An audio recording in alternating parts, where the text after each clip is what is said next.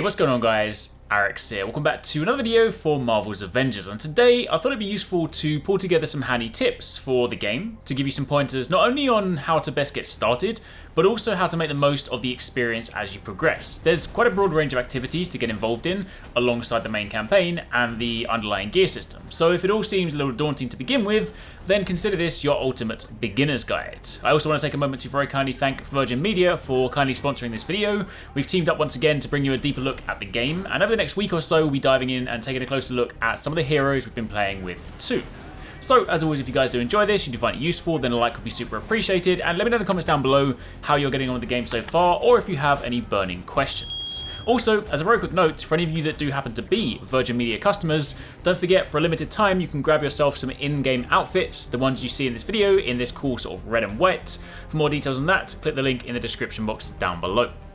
But anyway, that aside, let's get started. Myself and the team have been playing this game pretty much non-stop this week. We're max level and very close to being max gear score, meaning we have a good feel for what the game has to offer. But the question is, how should you start? Well, first things first, complete the campaign. It might sound pretty obvious, but the game does actually give you an option right at the start to either jump into the campaign or dive straight into the Avengers Initiative, which is the post-campaign stuff. So if you just wanted to jump in and play with your friends, that is an option, but honestly, I wouldn't do that. The campaign in this game is really good fun, plus along the way you'll actually level your characters, get a chance to try out all the different heroes before deciding who you really want to level most, and of course earn some gear along the way. You won't be a very high level when you finish the campaign, but it does still put you in a good position to then begin the Avengers Initiative, which is the post-campaign experience.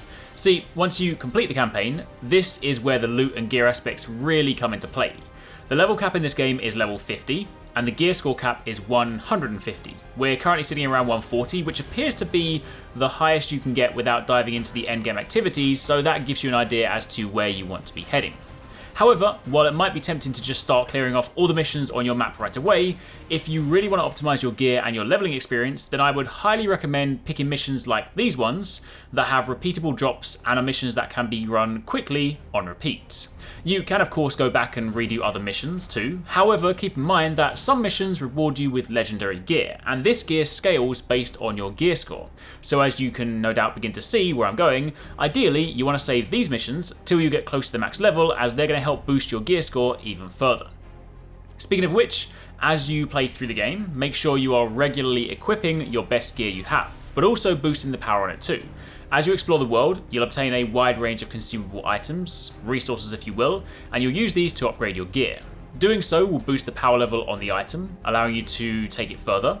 Typically, green items can be boosted 3 times, blue items 5 times, and epic and legendary items 10 times. The higher your gear score, the more materials this will require, but it's important to keep pushing your power up, as this will in turn increase the level of the items that drop for you.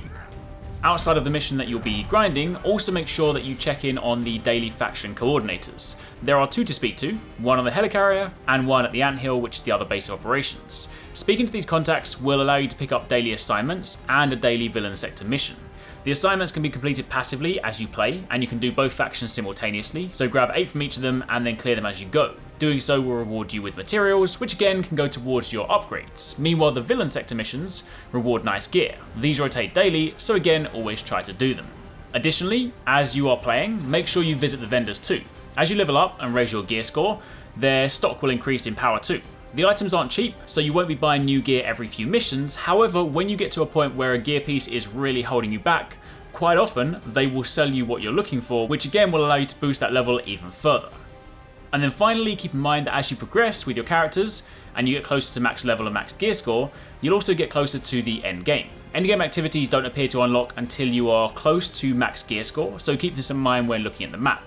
Additionally, keep in mind that missions will also rotate on the map too. Sometimes a mission you've previously done will go out of rotation for a while, so if you have something you particularly enjoy running to farm levels, just note that from time to time you may have to check back for it to show up again.